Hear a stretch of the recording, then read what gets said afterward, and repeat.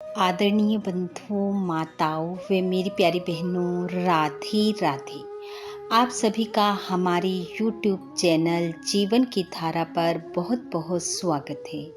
बंधुओं, आज हम इस वीडियो में श्राद्ध पितृ पक्ष से जुड़ी जानकारी के विषय में जानेंगे कि श्राद्ध करते समय किन बातों का ध्यान रखना चाहिए जिससे कि हमारे पितृ हम पर प्रसन्न हों और 16 दिन चलने वाले पितरों के सामूहिक महापर्व से वे संतुष्ट होकर वापस अपने लोक को जाएं और अपने परिवार पर अपनी कृपा बरसाएं।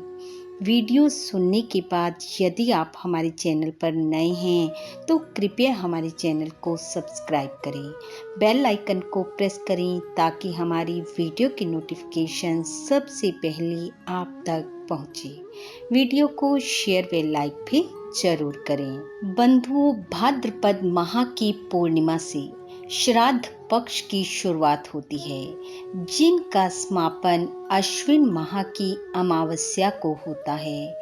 भाद्र पूर्णिमा से लेकर अश्विन अमावस्या के ये 16 दिन पितरों को समर्पित होते हैं, जिनमें पितरों के निमित्त तर्पण, पिंडदान, दान व पुण्य के कार्य किए जाते हैं। पितरों के प्रति श्रद्धा व्यक्त करना ही श्राद्ध कहलाता है। इस वर्ष 2022 में पितृपक्ष की शुरुआत 10 सितंबर दिन शनिवार पूर्णिमा तिथि से हो रही है और पितृपक्ष का समापन 25 सितंबर दिन रविवार सर्व पितृ अमावस्या को होगा। बंधुओं, आज हम श्राद्ध से संबंधित कुछ ऐसी बातें जानेंगे जिनका ध्यान हमें श्राद्ध करते समय रखना चाहिए। जीवन के साथ मृत्यु जुड़ी हुई है, यह सत्य है। जो आज हमारे सामने जीवित है वह मृत्यु के पश्चात पितृ बन जाता है। शास्त्रों की मान्यता के अनुसार पिता का श्राद्ध पुत्र द्वारा ही किया जाना चाहिए। पुत्र का अर्थ होता है पू नामक नरक से त्राण, यानी कि मुक्ति दिलाने वाला प्राणी ही पुत्र कहलाता है। इसलिए माता पिता के श्राद्ध का कार्य सर्वप्रथम पुत्र द्वारा ही किया जाना चाहिए। यदि पुत्र नहीं है तो पति द्वारा पत्नी का या फिर पत्नी द्वारा पति का श्राद्ध होना चाहिए। इसके अलावा भाई को भी श्राद्ध करने का अधिकार होता है। एक से अधिक पुत्र हों तो सबसे बड़े पुत्र को श्राद्ध करना चाहिए और यदि सारे पुत्र विवाहित हैं तो अलग अलग श्राद्ध करें। दूसरे, श्राद्ध में बनाया गया भोजन सबसे पहले गाय, कुत्ते, भिखारी, कोए, देवता, चींटी आदि का निकालकर फिर पूरे श्रद्धा भाव के साथ ब्राह्मण को भोजन करवाना चाहिए। यथाशक्ति दान, दक्षिणा, वस्त्र आदि देकर ब्राह्मण देव का आशीर्वाद लेते हुए उन्हें विदा करना चाहिए।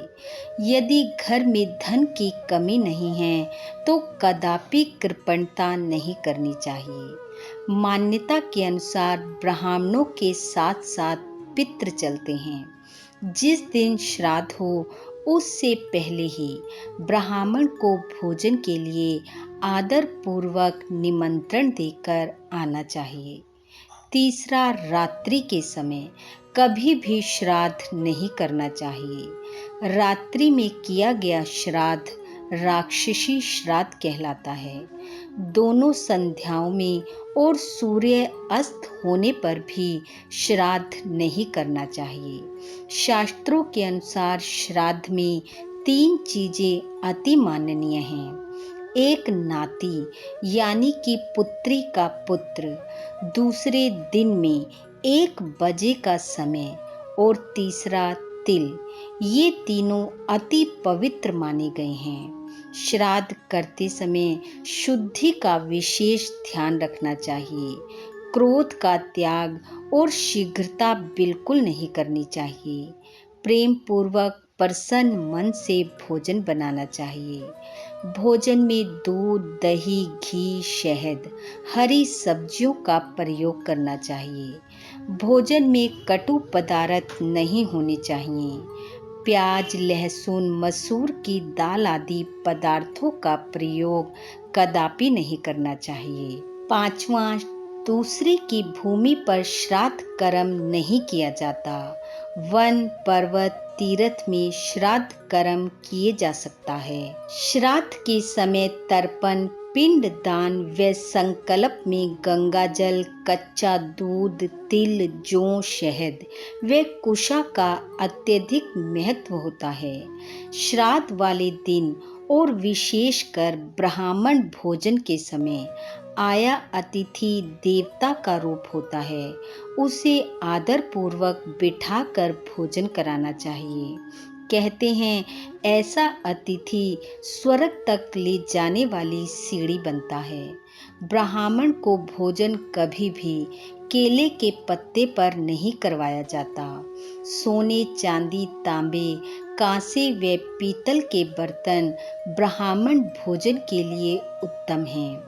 इनके अभाव में स्टील के बर्तन लिए जा सकते हैं, लेकिन कांच के बर्तनों का उपयोग कदापि न करें। बंधुओं, श्राद्ध में हम जो भी भोजन बनाकर अपने पितरों के निमित्त देते हैं, वह भोजन उन्हें उसी रूप में प्राप्त होता है जिस योनि में वे होते हैं।